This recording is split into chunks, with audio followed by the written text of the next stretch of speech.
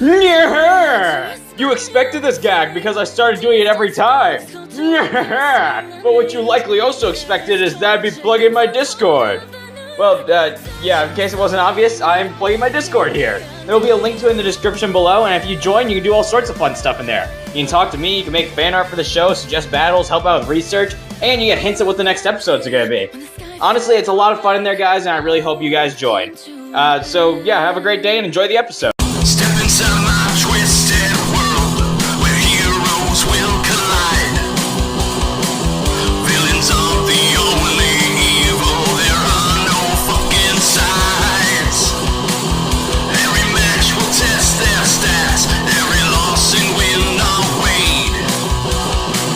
Any chance they thought they had could all end up in vain on Combo Breaker. You know, there are two things that every guy wants in his life. A great girl by his side and fucking superpowers. I mean, honestly, what's better than beating up some baddies and having a hot girl by your side? Well, today's fighters know exactly that feeling. And if you couldn't tell by now, despite the thumbnail, the video name, this intro, and last episode, today we have an epic battle between Scott Pilgrim, the arcade-style hero who took on the world for love, and Izuku Midoriya, the guy with super strength yet the emotional strength of my little sister. Now this is a story all about how Scott's life got flipped, turned upside down, and I'd like to take a minute, so just sit right there, and I'll tell you how he became the best fighter in all Toronto.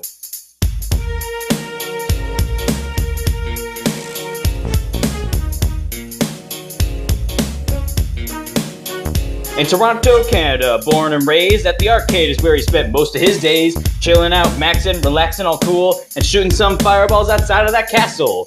When a cute-ass girl who was up to no good started making some trouble in his neighborhood. He went on one little date and she got real scared. She said, "You're gonna have to fight every single one of my exes." Wow, that was fucking stupid. Let's go ahead and hop right into Pirates and abilities before I regret what I just did there. For one, Scott has shown minor amounts of Toon Force. This allows him to survive a bit more than he normally could be able to, kind of like a cartoon character. Hence the name Toon Force. I feel like this whole description was really unnecessary. Who the fuck wrote this script? What do you mean I wrote this script? Oh, fuck you guys! What do you mean I'm not talking to anybody and this is a one-way bit? But powers aren't necessarily Scott's main thing. Scott is more of an in-your-face fist fighter, which leads us straight into Scott's special moves. Just like any beat-em-up character, Scott has a plethora of special attacks he can use to whoop some serious ass. Such as his super move, which is basically the Tatsumaki Seppuku, because for some reason I can't seem to go a single fucking episode without mentioning Street Fighter. He also has his tech attack, where Scott takes a page straight out of Michael Bay's book and adds a badass explosion to his generic uppercut. And with this explosion, he's able to launch foes in the sky, allowing him to follow up with a sick-ass combo, or let him fall to the ground if he doesn't feel like jumping up and actually exerting any sort of effort. Or if he's in the mood for a far less badass way to knock his opponent flat on their ass, he has his tech attack too. With this move, he slides forward and punches his opponent square in their fucking fuckface. Yeah, not every single move can be glorious and flashy. Just look at Dan Hibiki's special moves. I mean, those things are so fucking lame. Is that supposed to be the Tatsumaki Seppuku? What is that shit? Where if he perfectly times his block, he's able to counter-strike his opponent with a powerful punch. Man, since when is Scott a Fire Emblem character in Smash Brothers? If punches, uppercuts, and counter-strikes simply aren't your thing, then let me introduce you to Scott's most powerful technique, the air juggle. Yeah, this move is just like those assholes who play as Zero in Marvel vs. Capcom 3. Essentially, Scott launches his opponent into the sky and continues to beat their face in with a series of 63 quick punches before ending it with a super strong 64th hit, launching his opponent straight into the fucking Shadow Realm. Or rather the cold hard ground, you know, whatever happens to be underneath him at the time. No big deal, not like one's a preference or anything. But if Scott is tired of fisting his opponents to death, wait a fucking second. I mean, if Scott is tired of punching people to death, he always has his plethora of weapons he can use to take down his opponents. For one, Scott can use just about anything he finds on the streets, like pipes, rocks, traffic cones, and even defeated enemies. Man, look at Scott embracing his eco-side by reducing, reusing, and recycling the bodies of his enemies, but you know, that's still being eco-friendly, right? Probably, I hope. But more importantly than all those random-ass weapons are the weapons that Scott keeps with him at all times. Such as his bass guitar that he can use to send out powerful sound waves to attack foes, or simply beat their skull in. But I can't imagine a glorified banjo is a good enough weapon, and it seems Scott thinks the same way because he also wields not one, but two fucking swords. The power of love and the power of understanding, and both these swords can be summoned at any moment from his fucking chest. Man, talk about a sharp pain in your chest. Yeah, that was terrible. Anyway, shitty jokes aside, both these swords have the ability to launch out energy projectiles, just like my main man Link. But if all those video game cliches and ripoffs simply weren't enough for you, allow me to introduce his best tool, his extra life. Yeah, Scott straight up has an extra life he can use to come back from the dead. Which is strange because typically to have an extra life, you would need a life to begin with. Boom, fucking roasted. Anyway, if Scott wants to get Ramona's heart and more importantly get in her pants, and more importantly win her heart, he's gonna have to fight her 7 evil exes, and thank God these sons and daughter of a bitch are super fucking strong. See, Scott is ridiculously strong. He's strong enough to take down and destroy a giant robot that towered over buildings. He's taken down Roxy, who could clash with a guy who could slice through a bus in a single hit.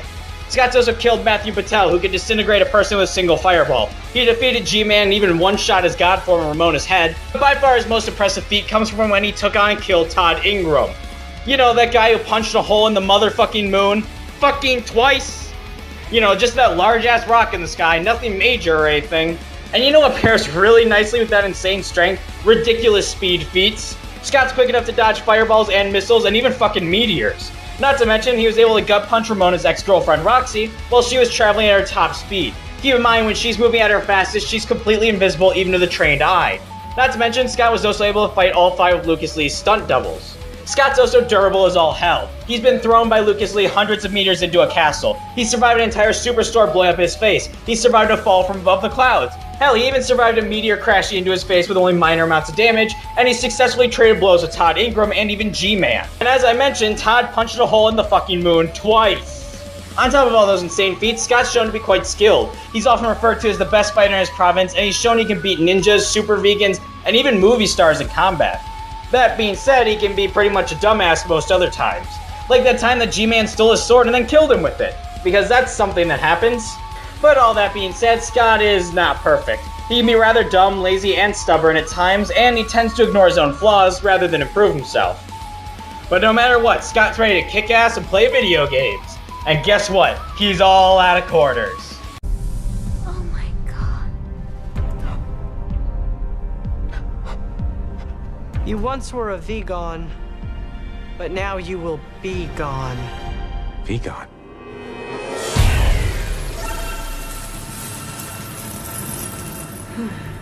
So I love My Hero Academia and all, and don't get me wrong, Deku is a pretty cool character. Except for Pinky, because she's the coolest one.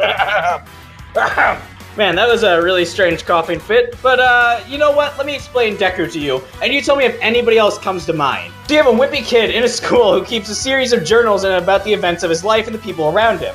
And he often gets bullied by a super angry older brother-like figure, and he's often shown feats of superhuman abilities. Does that sound familiar to anyone else? Because it really should. Deku is just fucking Greg Heffley from Diary of a Wimpy Kid. Those fucking anime writers ripped off an American classic, those unoriginal pieces of shit! Yeah, conspiracy theories aside, let's talk about Deku's powers and abilities. Deku has the quirk known as One for All. This quirk allows him to power up his body, enabling him to run at super fast speeds and punch really, really fucking hard. There's just one major downside to this. You see, just like Pichu from Super Smash Bros., if Deku uses too much of his strength, he severely hurts himself. Luckily though, Deku's learned to control this power with the use of his full cowling technique. With full cowling, he's able to spread a little bit of this power across his entire body, allowing him to use similar techniques without damaging himself. But if he needs to, he will channel all this energy into certain parts of his body to do massive damage. But it does, hurt himself. So let's talk about special techniques, and Deku surprisingly doesn't have that many. For one, he has the Detroit Smash that he can use to go gangster on some bitches. Well, actually not really. The Detroit Smash is really just a powerful uppercut that launches out a huge blast of pressurized air. Imagine it like the Shoryuken from Street Fighter, but with an aerosol can instead of your fist. But sadly, this attack does completely destroy his arm, making it damn near unusable for the rest of the fight. With the Delaware Smash, Deku channels all of his power into his 2 fingers. But these 2 fingers are not for the ladies. Oh no. With these fingers, he can perform a flick with such immense force that it launches out a blast of pressurized air that can shatter ice. Just like that uppercut, this attack completely obliterates his fingers, making them damn near unusable. Or if shit gets real, he can bust out his best technique, the 1,000,000% Detroit Smash. This attack allows Deku to use an ungodly amount of his strength for a single punch. Just one major downside. Come on, say it with me. It practically fucking cripples Deku and makes his arm nothing more than a hunk of meat dangling at his side. Hey, why did no one say that with me? Oh yeah, I'm recording alone in my room. Well, it's in here some Diet Coke. Well, shit, that whole gag was stupid. Anyway, as you can imagine, all those attacks took a huge toll on poor Deku's arm. So he's had to switch to his new shoot style, which focuses more on kicking his opponent's ass rather than fisting his opponents. Anyway, he has his new shoot style, focuses more on kicks. So to adapt to his new style, he came up with 2 new special techniques. Not to mention, he got a new super suit that came with some iron toes on his shoes to give him some extra kicking power. The first one of his new techniques is the Manchester Smash. This is where he does a jumping axe kick to smash his opponent's face in. He also has the Lewis Smash, where he does a leaping roundhouse kick that would make Chuck Norris proud. But who cares about how he kicks ass? Let's talk about whose asses he's kicked. Deku is incredibly strong. He was able to easily take down a giant robot who towered over buildings. He was able to match and trade blows with Bakugo, who was able to cause massive explosions in a forest. But most impressively is the time he shattered a giant chunk of Todoroki's blue ice with a single flick. Or the time he beat Muscular, who was able to match Deku's strength, or even that time that him and All Might destroyed a giant-ass metal block. Deku is also super fast. He's able to move faster than a trained eye can see, he's dodged damn near point-blank explosions from Bakugo, not to mention he's shown to be one of the fastest kids in his class. And the other kids in his class have dodged bullets, explosions, lightning, and most impressively, lasers. Not to mention, Deku is also built like a fucking tank. He survived point-blank explosions from Bakugo, as well as stabs and slashes from Hero Killer Stain. I wonder if the guy named Hero Killer is a bad guy. Anyway, he's even taking a beating from a restricted All Might, and he's able to survive all of this while doing heavy damage to himself with the recoil of his own attacks. And if all of that wasn't enough for you, Deku's also a genius. He spent years studying superheroes and their fighting styles, plus he's also the top of his class, but Deku is far from perfect. Using too much of his power can severely injure him, and he can be a tad bit fucking stupid at times. Not to mention, he cries so fucking much. It's like every damn episode with this guy. Stubs his toe, cries. All Might's almost dead, cries. Everything. Anyway, no matter what, Deku is ready to stand up to a threat and not only take him down, but likely cry in the fucking process. You know what? I like Deku. It could make a great hero name. Plus, I think it sounds kinda cute. Deku it is! Just like that? Weren't you saying that it was an insult? Paradigm shift! My whole world is upside down! Wait, what? All Might, the Command Czar said. Shit, I just said All Might. Alright, the commands are set, but only one kick-ass brawler in green can come out on top in a fight to the death. But first I want to give a huge-ass shout-out to the animator Speedy the Assassin. He did a fucking amazing job with this, and honestly, he does amazing work. So check out his channel, which will be in the description below if you want to see some more amazing animations. So yeah, enjoy the animation, and where was I? Oh yeah, let's settle this!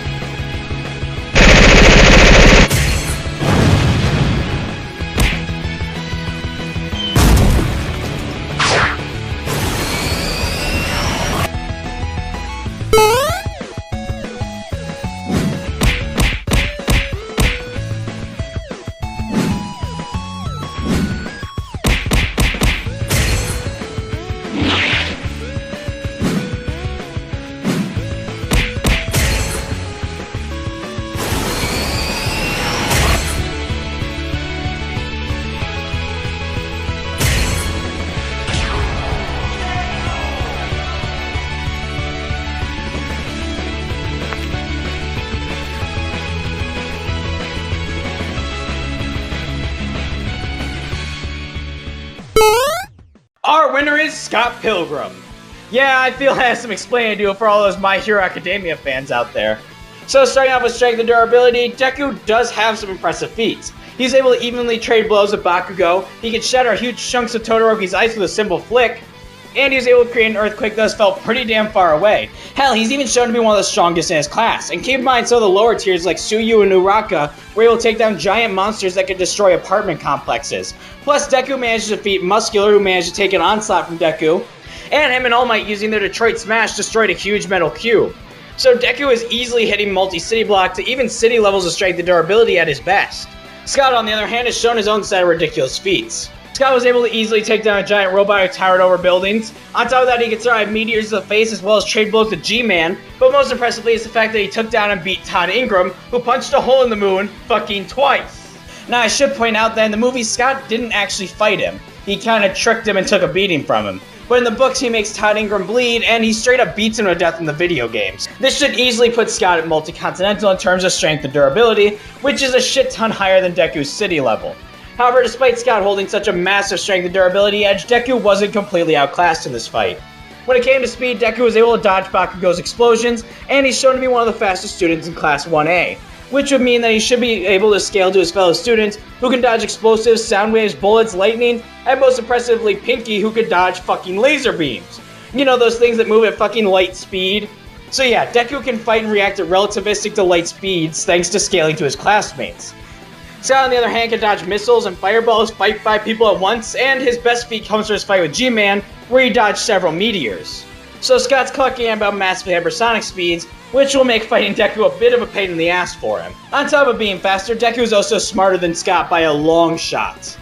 Yeah, Scott may be the best fighter in his province and all that, but he's kinda stupid in most other regards. Hell, he lost to G-Man because he took his sword and killed him with it. Deku, on the other hand, is the top of his class. He's been studying superheroes for years, and he's actually learned to fight from other superheroes, so Scott won't be anything too new for him. However, despite Deku's superior speed and intelligence, this battle is going to be damn near impossible for him to win. See, Scott's not only a skilled fist fighter, but he also has his swords, which would not only give him a range advantage over Deku, but it would also put Deku on edge because, well, he's got a fucking sword. Here's the real kicker. Even if Deku managed to kill Scott, which would require him to dish out a shit ton of damage without getting hit by Scott at all. Otherwise, he would die or get severely wounded. But let's say that he went ahead and murdered Scott without getting hit. Somehow he manages to pull that off. It wouldn't matter. Scott would simply come back from the dead at full strength with his extra life, whereas Deku would be worn out from going at full speed and full power against Scott. This would leave an opening for Scott to simply kill Deku. So not only is Scott strong enough to one-shot kill Deku, but in order for Deku to win, he would have to wail on Scott without getting hit for a ridiculous amount of time just to kill him once. Then he would have to do it again when Scott came back. But seeing as though his quirk severely hurts him and he can't fight at full power forever, it's extremely unlikely he could pull this off. Honestly, Deku didn't stand much of a chance in this fight. It looks like Scott smashed Deku's chances of victory. Our winner is Scott Pilgrim. Who is that girl again? Scott dated her. Briefly. How old is she? I gotta pee on her. I gotta pee. Pee time. Next time on Combo Breaker. I keep it caged, but I can't control it. So stay away from me, the beast is ugly. I feel the rage and I just can't hold it. It's scratching on the walls, in the closet, in the halls. It comes awake and I can't control it.